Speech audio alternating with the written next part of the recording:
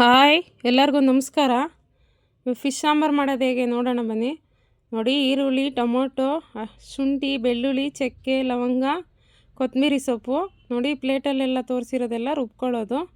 ನೋಡಿ, ಜಾರ್ಗೆ ತೆಂಗಿನಕಾಯಿ ತುರಿ, ಕಡಲೆ 1 ಸ್ಪೂನಷ್ಟು ಕಡಲೆ ಹಾಕ್ಕೊಂಡಿದ್ದೀನಿ. ಇದೆಲ್ಲ ತೋರಿಸಿದ್ದೀನಲ್ಲ ಮಸಾಲ ಐಟಮ್ಸ್, ಅವೆಲ್ಲ ರುಬ್ಕೊಳ್ಳೋಣ ಹಾಕ್ಕೊಂಡು.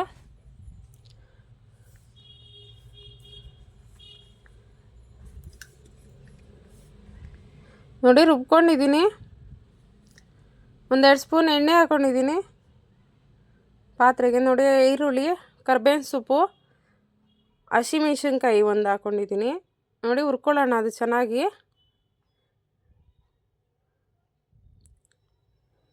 ರುಬ್ಬಿರೋ ಮಸಾಲ ಹಾಕ್ಕೊಳ್ಳೋಣ, ಅದು ಹುರ್ಕೊಳ್ಳೋಣ.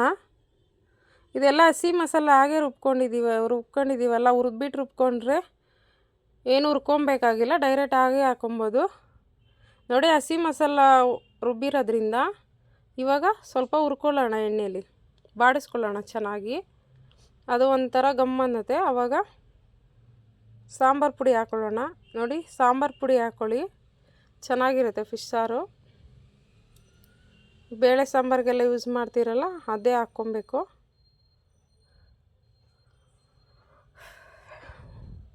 ನೋಡಿ, ಹಳೆ ಕಾಲದಲ್ಲೆಲ್ಲ ಇದೇ ರೀತಿ ಮಾಡ್ತಾಯಿದ್ರು.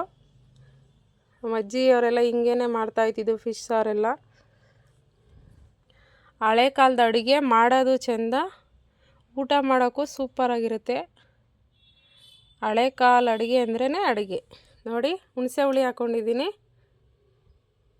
ಹುಣಸೆ ಹುಳಿ ಹಾಕ್ಕೊಬೇಕು ಮೀನು ಸಾಂಬಾರಿಗೆ, ಅವಾಗೇ ಚೆನ್ನಾಗಿ ಬರೋದು ಮೀನು ಸಾರು ಟೇಸ್ಟೆಲ್ಲ.